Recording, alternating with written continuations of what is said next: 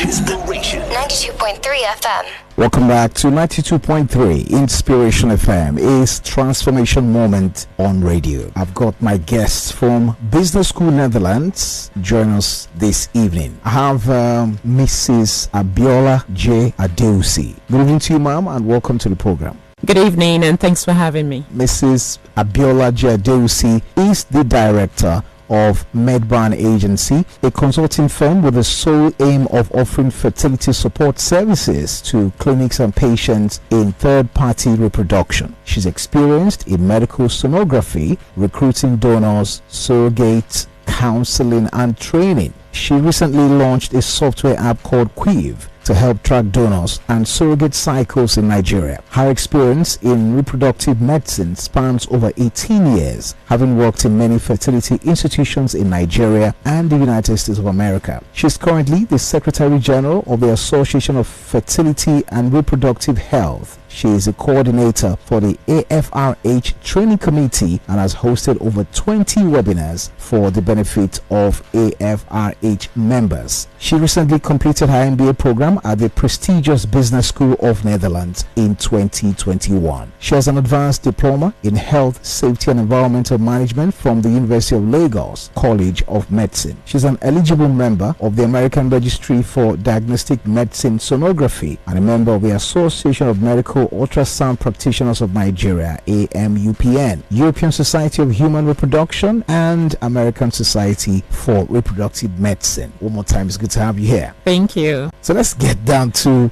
the topic today is actually huge. I'm not sure it's one that we can exhaust here, but just to put it into proper context, could you please clarify particularly the area of health, life or business we will be focusing on? Okay, we'll be focusing on fertility area of medicine this evening. It's a subspecialty from gynecology, having babies, things like that. So we offer support services for patients, clinics that needs those services to be able to achieve their goal of having babies.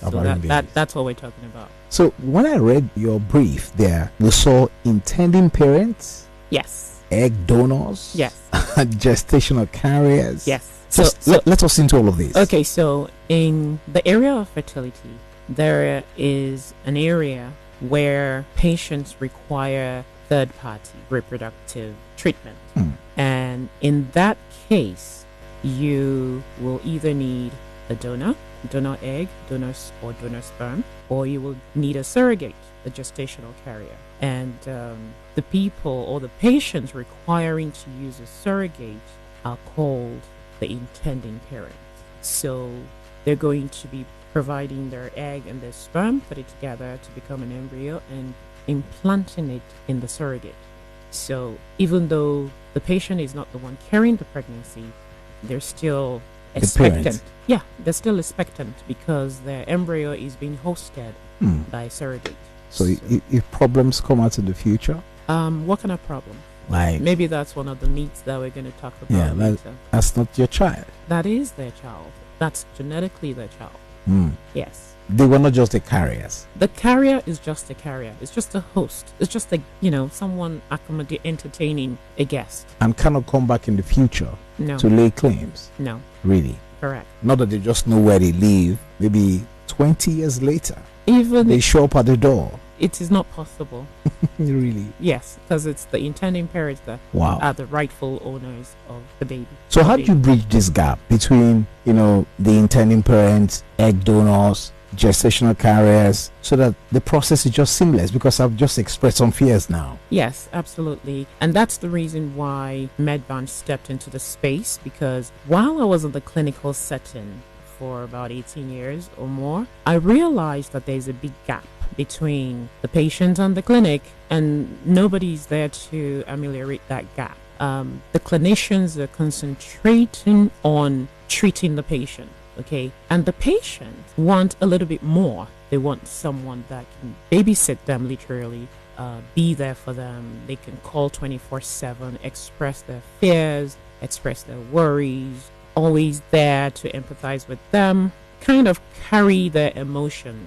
And when you're in the clinical setting, you're just focused on getting very good results and the outcome to move on. You're not concentrating on the emotional part for the patient, and that's why Medbarn stepped in. And for the clinics as well, Medbarn realized that it's a lot of work to recruit donors and surrogates and actually screen them properly to make sure that they're actually qualified to do what they have promised to do.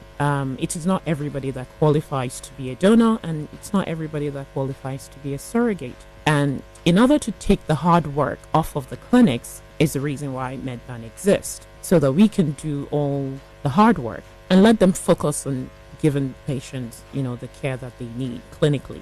And that's why we're there. So you mentioned about myths and some facts. I've already thrown out some. Yes. What are the most common you have had to deal with in your practice? Okay, so I'm just going to name a few. There are quite many. For the donors, the myth is, okay, once I donate my eggs, I become infertile. That's not true, because it doesn't matter whether you donate the eggs. You don't become infertile automatically, although there's a number of times that you're supposed to donate in that window that you're allowed to, between 21 and maybe 28 to 30 years. And the number of times is usually 6 as recommended by our regulations. So if you donate within that stipulation, you should be fine. You don't wait until you're 40 before you start trying yourself, because the people that you're trying to assist also were fertile at some point in their lives, and maybe they waited because of career, or maybe Mr. Right didn't come early, and they didn't know that the more the years roll by, they deplete their reserve. They didn't know that until Mr. Right finally came, maybe at 40, 45, some 50, and then they want to have their own babies, and they realize that, okay, no more eggs, and then they need help. And so the younger ones will now help, because if you're not ready to have a baby, really, with every menses that goes, you're depleting your reserve. So why waste it if you can donate it? So that's one myth. Another myth is that for surrogates, the baby belongs to the surrogate. Okay, so there are some countries in the world, Nigeria not included, because we don't have any regulations per se for surrogacy in Nigeria. Now, as we've spoken about, earlier, that the egg and the sperm belongs to the parent. Okay, so it forms the embryo. The embryo becomes the baby, right? And that's put in a surrogate. So before all that is done, we do some thorough screening, mental screening, physical screening, legal aspects as well. Agreements are signed. The two lawyers, the parent's lawyer and the surrogate's lawyer, come to the table, address all the issues, comb it out, and then they sign. Okay, so everybody is going into this agreement with their eyes wide open. So there are no surprises, no secrets. So when we pull this records later, everybody knows that is what has happened, has transpired.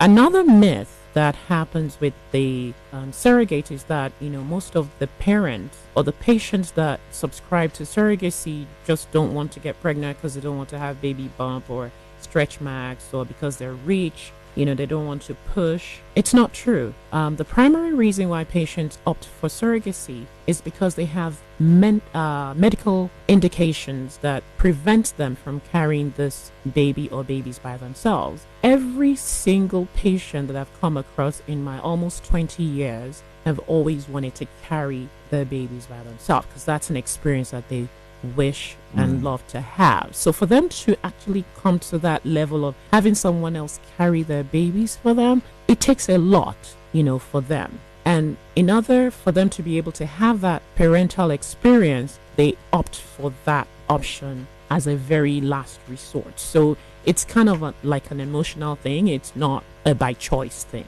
Wow. Thank you so much, Madam Abiola Adewusi. It's a pleasure to have you. Thank you for having me. Yeah, that's our time on Transformation Moment on Radio this week. Join us again next Tuesday for a fresh package. Thank you for listening.